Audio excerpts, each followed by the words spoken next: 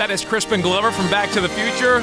Crispin is here. You were saying during one of the songs you have not seen Back to the Future. You only saw it one time? I saw it once, when it came out a long time ago. No desire to see it again. You saw like a screening and that was it? That's right. Is that typical with most of your movies? You'll see them one time and then never see them again? No, I've seen certain films I've seen a lot more. I've seen certain films a lot. If you were sitting home watching TV and it came on TV, would you sit and watch it? No, it would make me uncomfortable. Why? Certain things make me uncomfortable. Really? That one would, and there's certain things that I wouldn't want to watch. Now, is that because you weren't wild about what you did in that, or you just don't like seeing yourself in general? No, I like seeing myself sometimes, and no, I thought I was fine. I thought I was good in that film, but just seeing that makes me uncomfortable. Like looking at your high school yearbook. Quite an impressive resume. People vs. Larry Flint, What's Eating Gilbert Grape, The Doors, Wild at Heart, Back to the Future, of course, River's Edge, At Close Range, and the list goes on and on. Quite a resume. Yeah. Are you still mostly recognized, though, in the airport or wherever for being Back to the Future or some of your other films? Well, I think it's people kind of for various things, which is good. It's been many years since that, so people kind of know me from various things. But I mean, of course, that's the largest. The biggest one. Population of people have seen that one. Well, you sued Spielberg, right, for the second Back to the Future? Well, that's making it a little simplistic as to who was sued and all of that. Didn't he try to use your likeness? That's all you're going to get here is the simplistic. But there was a lawsuit involving the use of my image in the sequel, which was not authorized. So because I didn't see 2. You know why I didn't see number 2? Because you weren't in it. That's right. We didn't want to pay if you're not in it. What was the deal? They used it in some type of flashback, and well, they put another actor in a fake nose and chin and cheekbones, and made him look like me, and then they interspliced original footage, some footage with me and the other actor, and it was. Did they ask you to be in it? Well, or they took the liberty? We didn't come to an agreement, and then they took the liberty. So how did that turn out? Yeah, how did that turn out? That would seem like an open and shut case. There was a precedent set by that, wasn't there? Yes, that's right. Yeah, there are certain rules now that you can't do what they did. Yeah, you can't use you. If you didn't come to a deal, you can't just grab some old footage and use you anyway. There would be certain situations when you can do that, but what they did, you can't do. That's not allowed. Someone like Spielberg, you wouldn't expect to go to that length. You know what I mean? Well, but it's kind of odd because over the last couple of years, we keep hearing various lawsuits against Steven Spielberg for maybe script plagiarization. Yeah, what was the other one? Amistad, right.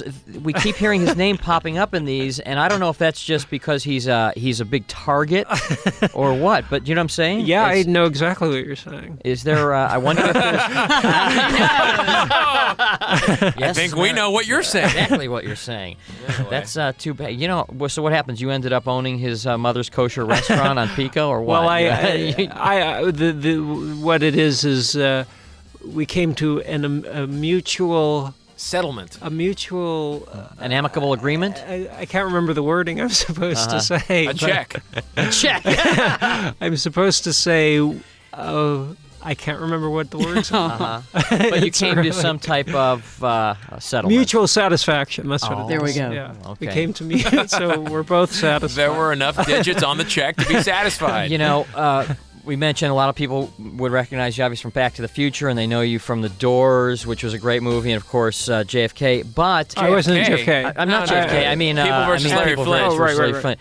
But what a lot of people also know you from, and most remember you from, was the David Letterman episode, right. which I'm sure has been hashed and rehashed, but a lot of people still don't know.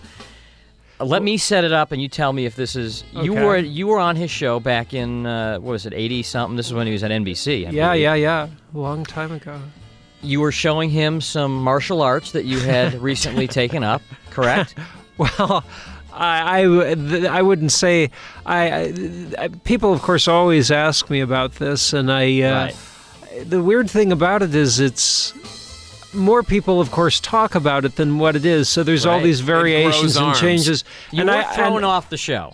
Well, again, there are different variations of what exactly it is that happened, but I'd rather I just kind of like to let it have all these people talk about it and let it grow as. But no one ever knows what happened. I know. Well, there's a good thing about mystery. I like mystery. He wants to keep it a mystery. When someone's throwing karate kicks and then they come back from a commercial and that person's gone and there's no mention, you just kind of wonder what the hell happened. Did they kill him? Sure. Right. Sure. They killed you off the Letterman show. That's amazing. I've been on the show been a on couple since, right? a couple of times, but of course it's not what people talk about. It's No karate kicks. Did they tell you, Crispin, lay off the karate kicks this time? Well, you were a little weird back then, weren't you? I mean, come on, Crispin. We're all, I mean, you were a little weird as opposed to now that I'm not weird. Well, no, I mean, You're so normal now, Crispin. I feel exactly like the same person. Really? Whether I don't know if I'm weirder, if I was weirder then or not. I really don't know. okay. I've never felt particularly weird. Really? Well, I mean, I feel that I have. You're eccentric. Eccentric, yeah. I feel that I have interests that I like, and I've always maintained those interests, and I keep the interests. They always have seemed the same to me. What is an interest that might seem unusual, an interest of yours that might seem unusual to the average person who's not you? Well, I don't think that. See, I don't feel like that about what are some myself. of your hobbies? But really, all I've been doing in the last several years is working on this film. That's, I mean, to me, it's on the same level of any other things that I'm doing, but perhaps somebody would think one of these other things is more peculiar than the other. Right.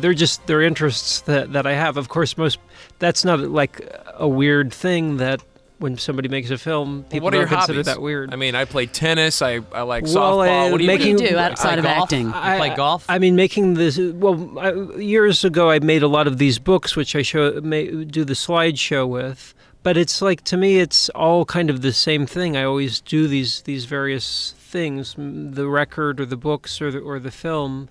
I suppose you'd call them hobbies, but performance type things. They become what I do. Yeah. So you're pretty much your whole life is that any kind of performance art. Well, I never would call it performance art, and I mean, and especially the books, of course, are books. Right, books. Yeah. But spoken word stuff you have on the CD, and there are a couple songs. Right, and then the you'd never call a film a performance. No, I guess there's two words that I can't stand: performance art, and I can't stand poetry. Those Oh words, man, I am so with you on that. I never thought about it. So I always call my show the Big Slideshow because Right. that's what it is, and to call it performance art it sounds like a horrible thing. Explain for people, because A horrible thing. It's so bad. there are a lot of your fans that a lot of your fans are calling with questions. well, Explain good. what you do though in the slideshow. Well, I have 8 different books that I've made, taken old books from the 1800s and reworked them with different illustrations, and some of the text is from the original book, some of them are completely original text.